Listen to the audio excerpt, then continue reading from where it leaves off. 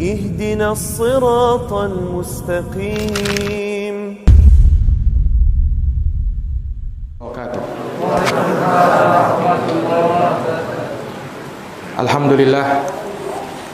Alhamdulillahi ala ihsanih wa syukru lahu ala taufiqihi wa amtinanih.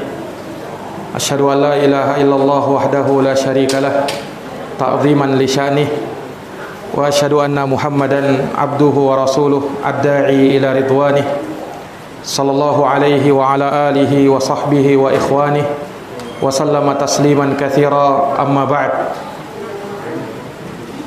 Ma'asyiral muslimin wal muslimat, hadirin wal hadirat, jamaah salat Isya dan tarawih yang dirahmati dan dimuliakan oleh Allah Subhanahu wa taala. Alhamdulillahi bi ni'matihi tatimmus shalihat. Segala puji hanya bagi Allah yang dengan nikmat-nikmatnya tertunai segala amal-amal kebajikan. Salawat dan salam semoga terhatur limpahkan kepada junjungan kita Nabi Agung, Nabi besar Muhammad sallallahu alaihi wasallam, kepada keluarga dan para sahabat serta orang-orang yang senantiasa meniti jalannya sampai hari kiamat. Ma'asyiral muslimin, Bapak Ibu, saudara-saudari, jamaah salat Isya dan tarawih yang dirahmati oleh Allah. Alhamdulillah, kita sudah menyelesaikan puasa kita yang ke-21, dan malam ini adalah malam ke-22 di bulan Ramadan 1443 Hijriah. Ini menunjukkan kepada kita bahwa telah banyak hari yang kita lalui di bulan Ramadan. Dan subhanallah, siang harinya kita berpuasa, malam harinya kita gunakan untuk sholat tarawih qiyamul lail. Maka sudah seharusnya, sudah semestinya Ramadan dan pengaruh dari keutamaan dan kemuliaan Ramadan harusnya ada di dalam hati kita. Harusnya sudah bisa memberikan perubahan pada diri kita, tentu untuk semakin bertakwa kepada Allah Subhanahu wa taala. Maka jamaah sekalian yang dirahmati dan dimuliakan oleh Allah Subhanahu wa taala, namun terkadang pada sebagian manusia, dikarenakan mereka kurang mengagungkan nikmat Allah Subhanahu wa taala yang Allah berikan kepada dia, sehingga terkadang justru di akhir Ramadan cahaya kemuliaan Ramadan sudah mulai redup di dalam hatinya. Sementara cinta dunia sudah mulai mendominasi lagi di dalam hatinya. Maka inilah yang terkadang membuat seorang menjadi malas dan menunda-nunda amal kebaikan di bulan Ramadan. Maka jamaah yang dirahmati dan dimuliakan oleh Allah, harus kita yakini bahwa sesungguhnya Allah Subhanahu wa taala berfirman, "Wal akhiratu khairu wa abqa." Sesungguhnya negeri akhirat itu yang lebih baik dan itu yang lebih kekal. Wal akhiratu khairun laka minal ula, dan negeri akhirat itu lebih baik bagi kamu daripada dunia. Maka tanamkan di dalam diri kecintaan kepada akhirat dan redupkan kecintaan kepada dunia, terkhusus di musim-musim ketaatan, di musim-musim mulia seperti ini. Kemudian jamaah sekalian, putus yang namanya tulul amal, panjangnya angan-angan. Karena inilah yang membuat kita lambat di dalam melakukan ibadah dan amalan. Orang yang panjang angan-angannya, dia merasa, dia beranggapan bahwa dirinya akan bisa hidup lebih lama lagi. Dia beranggapan bahwa dia bisa menjamin dirinya akan dihidupkan untuk hari esok. Atau bahkan dia beranggapan akan ada Ramadan tahun depan dan dia bisa melakukan amalan di tahun depan. Padahal tidak ada jaminan jamaah sekalian yang dirahmati oleh Allah, kita dapat menjumpai Ramadan tahun yang akan datang. Justru kata para ulama, jadikanlah Ramadan di tahun ini sebagai Ramadan perpisahan. Seakan-akan inilah Ramadan kita yang terakhir. sehingga kekhusyuan kita untuk menjalankan amalan ibadah di bulan Ramadan tentu semakin meningkat. Berbeda kalau kita panjang angan-angan, masih ada hari esok, masih ada tahun depan, maka ini yang membuat kita lambat dari melakukan suatu amalan.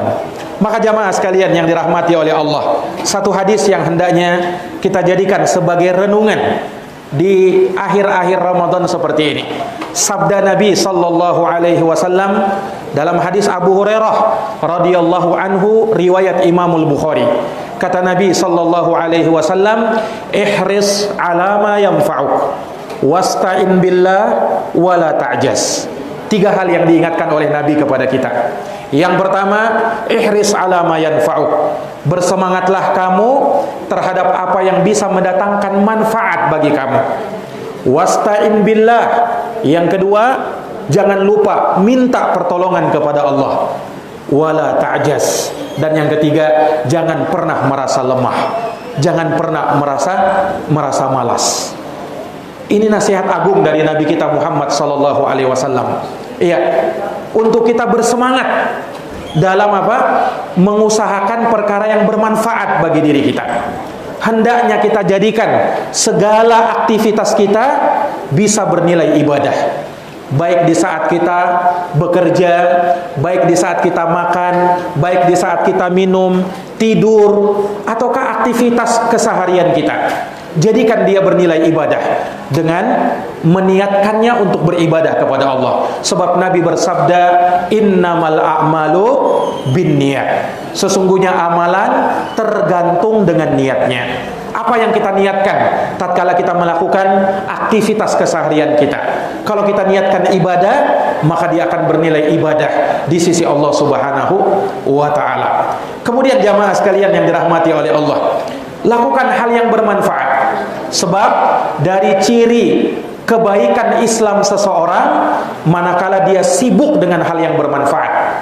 Dan ciri jeleknya Islam seseorang manakala dia tersibukkan dengan perkara yang kurang bermanfaat. Makanya Rasulullah pernah bersabda, "Min husni islamil mar'i tarkuhu ma la ya'nihi." Di antara tanda kebaikan Islam seseorang adalah meninggalkan perkara-perkara yang tidak ada manfaatnya.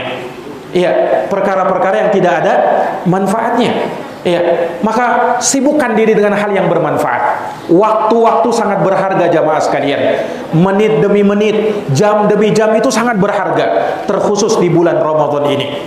Terkhusus di bulan yang mulia ini. Nah, maka jadikan waktu kita waktu yang penuh dengan berkah, yang dengannya kita mempersiapkan diri kita untuk berjumpa dengan Allah Subhanahu wa taala. Dan sebaik-baik bekal adalah ketakwaan. Wa tazawwadu fa inna khairaz zadi taqwa. Dan berbekallah kamu, kata Allah, karena sebaik-baik bekal adalah ketakwaan kepada Allah Subhanahu wa taala. Dan kita perlu ingat jamaah sekalian bahwa di akhirat nanti cuman ada dua golongan. Fariqun fil jannah wa fariqun fis sa'ir. Satu golongan di dalam surga dan satu golongan lain di dalam neraka. Naam, faminkum syaqiyun wa minkum sa'id. Di antara manusia ada yang berbahagia dan di antara manusia di akhirat nanti ada yang sedih dan sengsara. Maka kita bermohon kepada Allah, semoga kita termasuk dari golongan yang berbahagia, golongan orang-orang yang mendapatkan surga Allah Subhanahu wa taala di akhirat nanti. Dan tentu saja yang menentukan itu adalah amalan kita. Apakah amalan kita termasuk amalan-amalan yang mendekatkan diri kita kepada Allah atau justru menjauhkan kita dari Allah Subhanahu wa taala?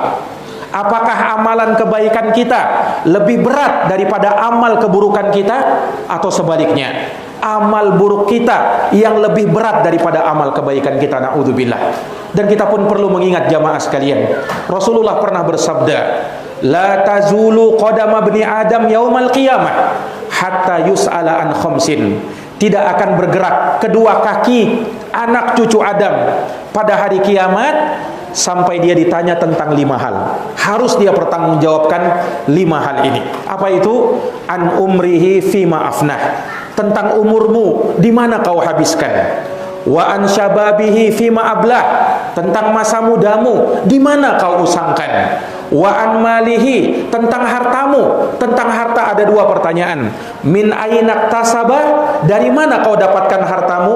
Wa fima anfaqah, dan kemana kau belanjakan? Dan yang kelima, wa an ilmihi fima amila bih, tentang ilmumu, sudahkah kau amalkan ilmu yang telah kau dapatkan itu? Maka jamaah sekalian yang dirahmati dan dimuliakan oleh Allah, hendaknya kita bersemangat dalam meraih segala yang bermanfaat bagi kita. Tapi jangan lupa minta pertolongan kepada Allah. Jangan mengandalkan kekuatan sendiri. Jangan mengandalkan kemampuan sendiri, sebab diri ini lemah. Tidak ada daya dan kekuatan kecuali dengan pertolongan Allah. Maka minta pertolongan kepada Allah saat kita beribadah. Minta pertolongan kepada Allah saat kita melakukan amalan. Dan yang terakhir, jangan pernah merasa lemah. Jangan menjadi orang pemalas. Karena pemalas bukan cirinya orang yang beriman. Itu cirinya orang-orang munafikun. Allah berfirman di dalam Al-Quran, innal munafiqina yukhadi'unallah wa huwa khadi'uhum wa idha qamu ila sholati qamu kusala. Orang munafik itu, kata Allah, selalu menipu Allah, dan Allah balas tipuan mereka.